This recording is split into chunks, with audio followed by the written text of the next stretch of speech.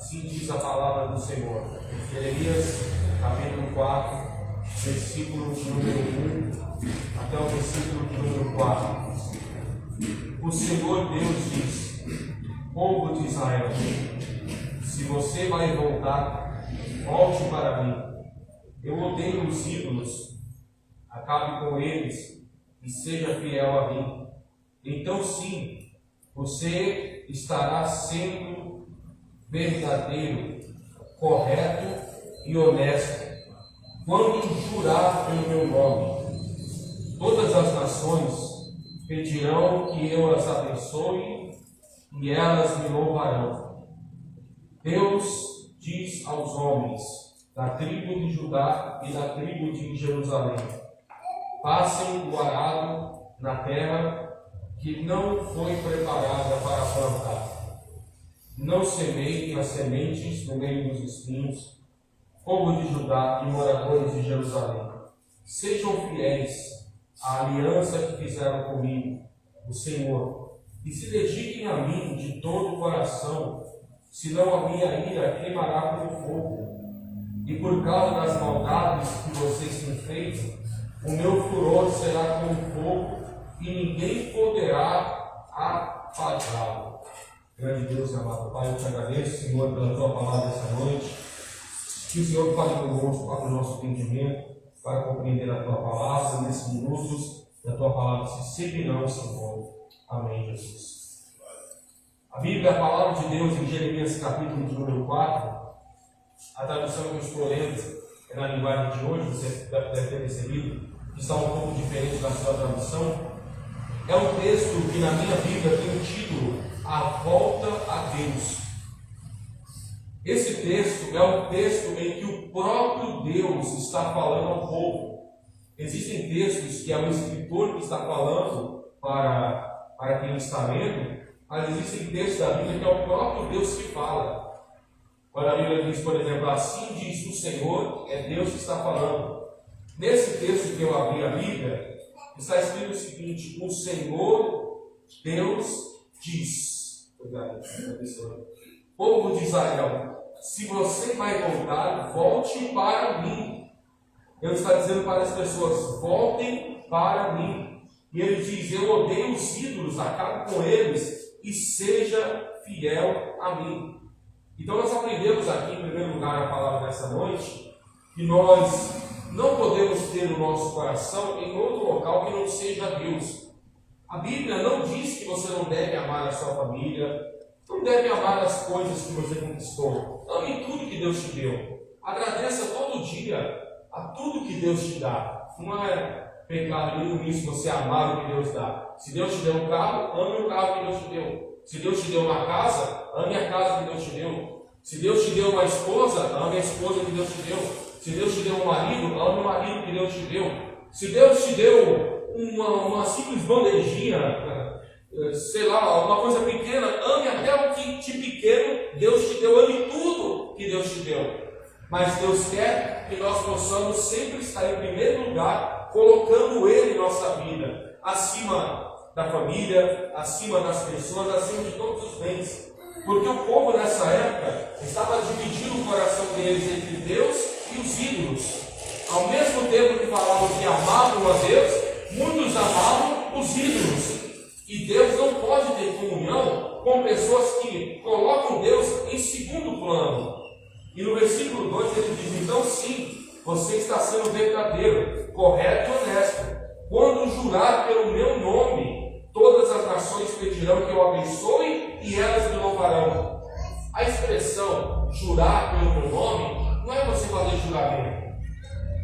No Antigo Testamento as pessoas faziam até juramentos, mas no Novo Testamento essa prática acabou. Você não precisa jurar por nada. Eu juro pela minha vida. Cristo diz assim: eu juro pela minha esposa. Eu juro, e alguns até pegam quando dizem assim: eu juro por Deus. E não existe nenhum tipo de juramento. Tanto é que Jesus falou isso no Novo Testamento: não jureis por nada, não faça juramento. Então você vai dizer: então o que o texto está querendo dizer para nós? Juramento aqui está dizendo o quê? Palavra, honrar a palavra com Deus. Ele está dizendo: então sim, você está sendo verdadeiro e correto, quando jurar pelo meu nome, todas as nações pedirão que eu abençoe e além de louvarão. Quer dizer, quando você honrar o nome de Deus, Deus também vai honrar o nome dele na sua vida. Se a pessoa desonra o nome de Deus, como é que Deus pode abençoá-la? Se a pessoa não busca muito a Deus, não tem prazer nas coisas de Deus, se envergonha do nome de Deus, esquece muitas vezes de Deus, como Deus pode honrar? Deus está falando para o povo: honre o meu nome, busque o meu nome, coloque o meu nome em primeiro lugar. E aí vai chegar o versículo 3, quando ele vai dizer: Deus diz aos homens da tribo de Judá e da cidade de Jerusalém: façam um arado na terra que não foi preparada para plantar, e não semeie semente no meio dos espinhos. Não semeie semente no meio dos espinhos. E aí uma vez Jesus contou uma parábola, quando ele diz que muitas sementes foram jogadas e teve umas que cresceram no meio dos espinhos. Elas ficaram sufocadas e a semente não cresceu. Aqui caiu entre os espinhos. As coisas deste mundo sufocaram a pessoa.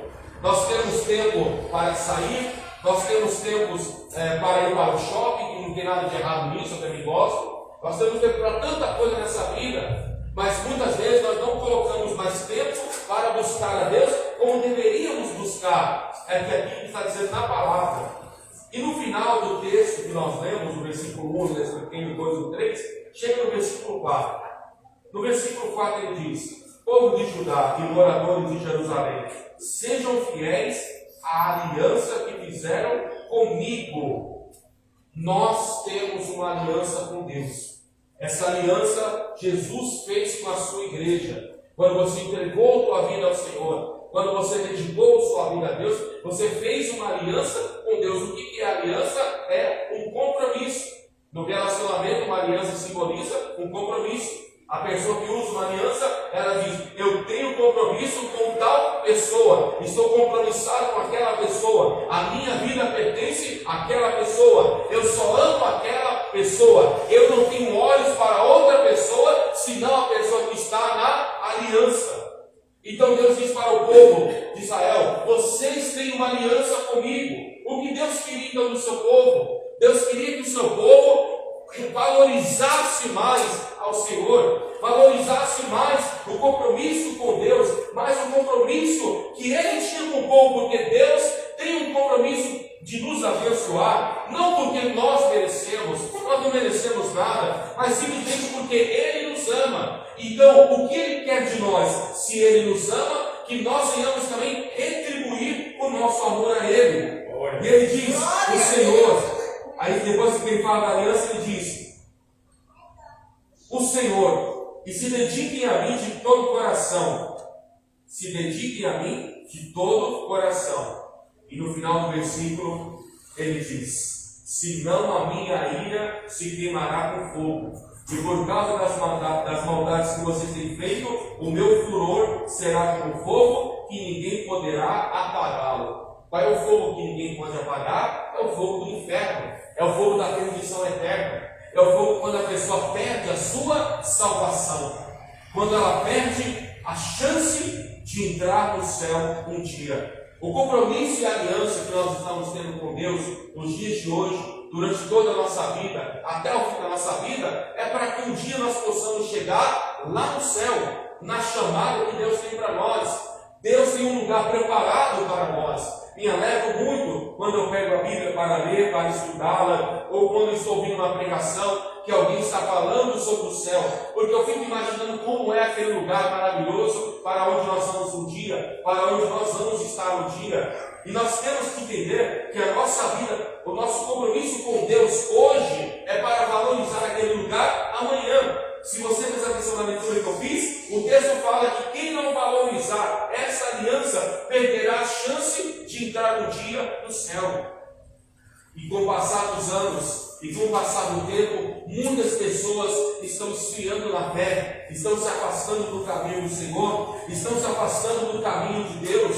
Mas eu vou dizer, a porta da graça de Deus, ela ainda está aberta para acolher a todas as pessoas, para refugiar todas as pessoas. As igrejas ainda estamos com as portas abertas, ainda estamos pregando o Evangelho, ainda estamos anunciando a mensagem da salvação, para quê? Para que mais pessoas venham, recebam e fiquem firmes com Deus, para que a aliança de Deus com o homem seja também na vida da pessoa que aceitar ao Senhor. Então Deus, no texto do capítulo 4, do versículo 1 e do versículo 1 até o versículo 4, resume-se em uma coisa: a aliança que Deus tinha com o homem, para que nessa aliança eles ficassem firmes com Deus. Quando chegou mais à frente na Bíblia, já no Novo Testamento, no livro de Lucas, no capítulo 12, Lucas, capítulo de número 12, a aliança com Deus nos leva até a salvação, mas a salvação está se apresentando cada dia mais, sinais da volta de Jesus. No capítulo 12 do Evangelho de Lucas, Jesus vai dizer o seguinte, Lucas, capítulo de número 12. Não estamos mais no Novo Testamento, passou-se já muitos anos, desde o texto de Jeremias que nós lemos, até os dias de hoje, até os dias dessa escritura de Lucas capítulo 12, passaram-se muitos anos. E nesses muitos anos, Jesus continuou alertando as pessoas para a sua volta. Lucas capítulo 12, versículo de número 54, diz assim: Jesus disse também ao povo: quando vocês veem uma nuvem subindo no oeste, dizem, vai chover. E de fato chove. E quando sentem o vento sul soprando, dizem, vai fazer calor. E faz mesmo. Hipócritas, vocês sabem explicar os sinais da terra e do céu, e não sabem explicar o que querem dizer os sinais desta época. Então Jesus está alertando os discípulos e todos aqueles que leem essa passagem no seguinte: vocês sabem discernir quando vai chover, quando vai fazer calor.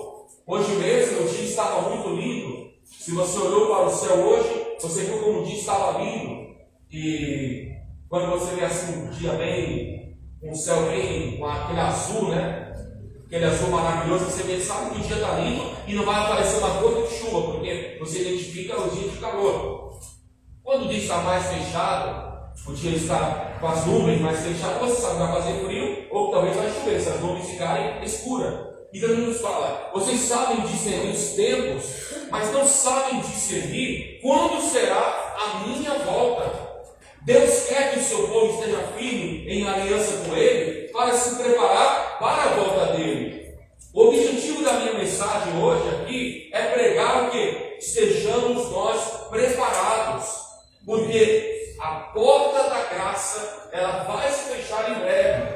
Jesus vai voltar e não vai demorar para isso acontecer. E quando isso acontecer, muitos que não valorizaram a aliança ficarão para trás. A Bíblia vai dizer no Evangelho de Mateus, capítulo de número 25. Mateus, capítulo de número 25. Mateus, capítulo de número 25. Vamos começar no versículo de número 1. Mateus, capítulo 25, versículo de número 1. Mateus, capítulo 25, versículo de número 1, diz assim a palavra do Senhor. Jesus disse: naquele dia, o reino dos céus será como 10 moças que pegaram as suas lamparinas e saíram para encontrar com o noivo. 5 eram sem juízo e 5 eram ajuizadas. As moças sem juízo pegaram as suas lamparinas, mas não levaram o óleo de reserva. As ajuizadas levaram vasilhas com óleo para as suas lamparinas. Como o noivo estava demorando, as 10 moças começaram a cochilar e pegaram no sono. Mas à meia-noite ouviu-se o grito: o noivo está chegando, venham se encontrar com ele. Então as 10 moças acordaram e acenderam as suas lamparinas. Aí as moças sem juízo disseram às outras: deem um pouco de óleo para nós, pois as nossas lamparinas estão se apagando.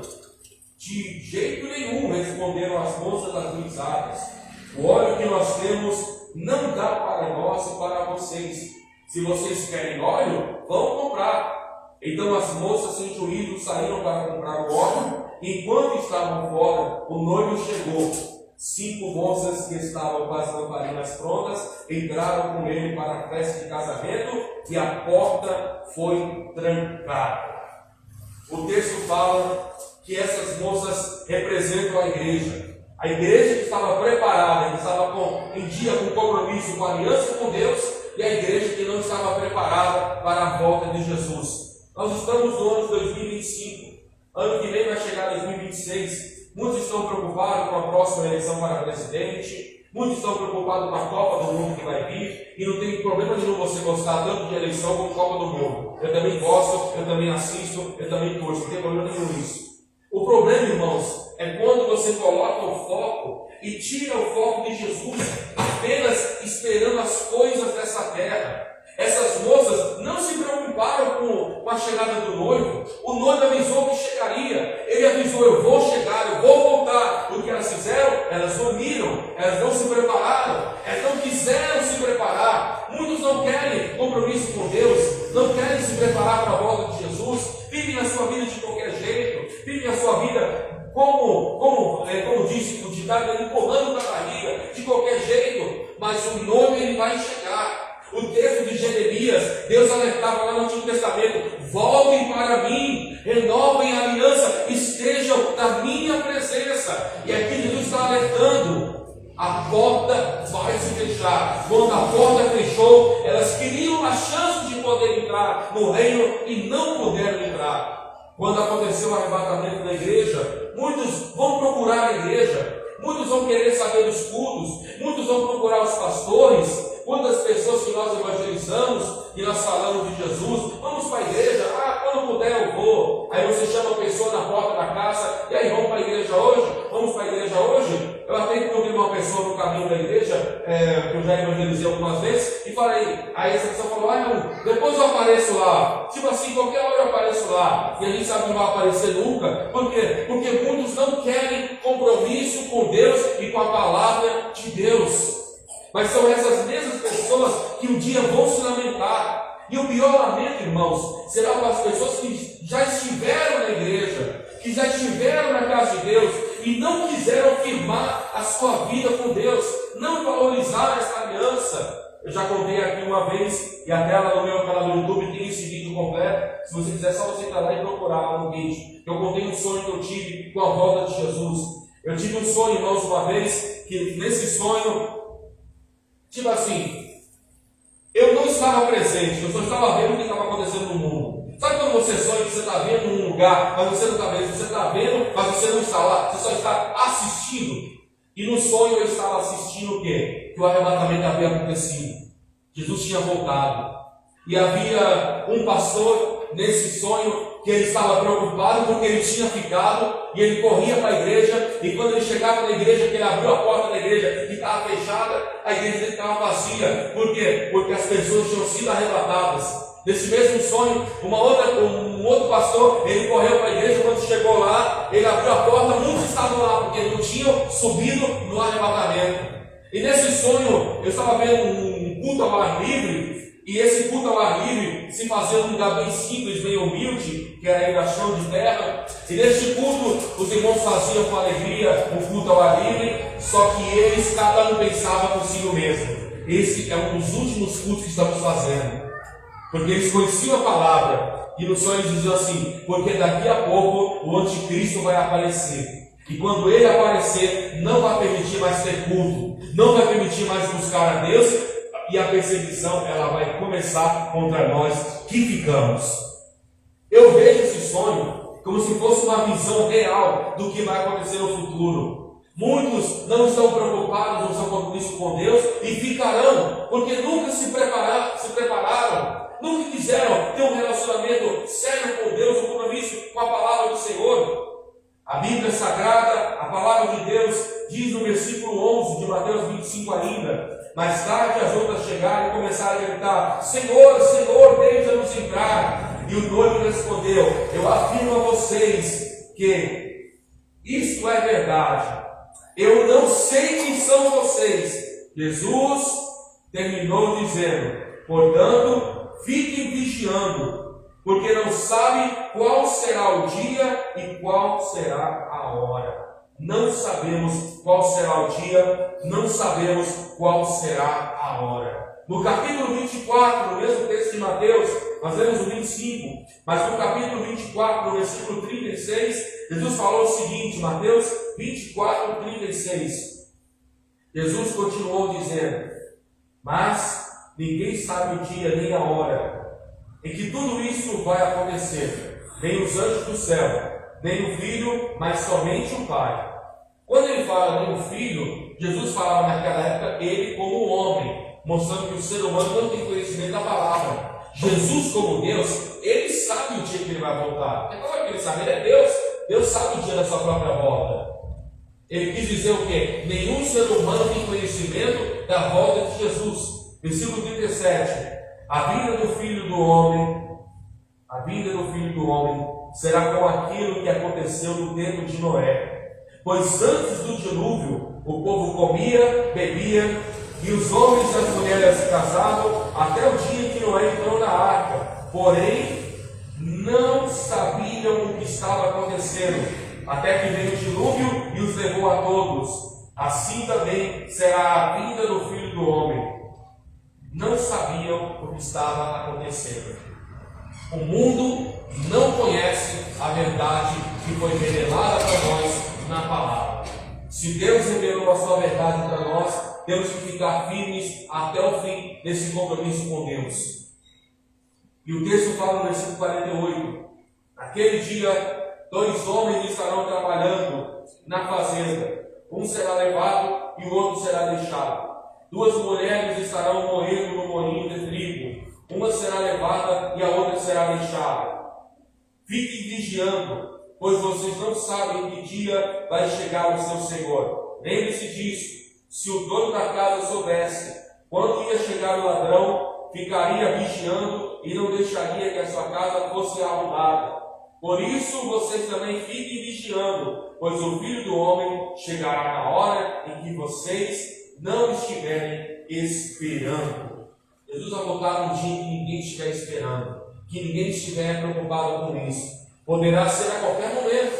Nós estamos vendo as guerras, estamos vendo o aumento da violência, estamos vendo as doenças, estamos vendo tudo que o mundo está mostrando. Tudo mostrando que Jesus está às portas. Então, meus irmãos e irmãs, estejamos preparados, porque a qualquer momento Ele vai voltar. A nossa aliança tem que estar firme com Ele, renovada com Ele. Deus ali está ecoando a sua voz sobre a terra. Ele ali está ecoando a sua voz sobre cada um de nós, sobre a cidade toda, chamando: venham para mim, venham para mim. Jesus está trazendo, está convocando as pessoas, mas nem todos querem ouvir. Existe uma parábola, irmãos, que fala exatamente sobre isso. Eu vou finalizar com esse texto, Mateus capítulo 22, versículo de número 1. Nós lemos o capítulo 24, vamos finalizar no capítulo 22, versículo 1. Mateus capítulo 22, versículo de número 1.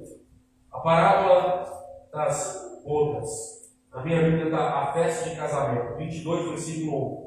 De novo, Jesus usou parábolas para falar ao povo e ele disse: o reino dos céus é como o rei que preparou uma festa de casamento para o seu filho. Depois mandou os empregados chamarem os seus convidados, mas eles não quiseram vir. Então mandou outros empregados com o seguinte recado: digam aos convidados que tudo está preparado para a festa. Já matei os bezerros, os bois gordos, e tudo está pronto, que venham à festa. Mas os convidados não se importaram com o convite e foram tratar dos seus negócios. Um foi para a sua fazenda, outro foi para o seu armazém.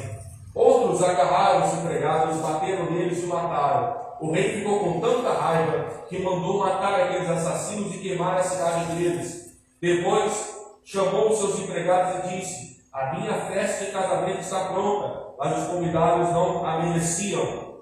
Na sua Bíblia está: não eram dignos. Agora vão pelas ruas e convidem todas as pessoas que vocês encontrarem. Então os empregados saíram pelas ruas, reuniram todos que puderam encontrar, tanto os bons como os maus. E o salão da festa ficou cheio de gente. Então o rei entrou para ver os convidados e notou um homem que não estava usando roupas de festa. E perguntou: amigo, como é que você entrou aqui com essas vestes nessa festa? Mas o homem não respondeu nada. Então o rei disse aos empregados: amarre de pés e mãos as mãos desse homem e o joguem fora na escuridão. Ali ele vai chorar e ranger de dentes de desespero.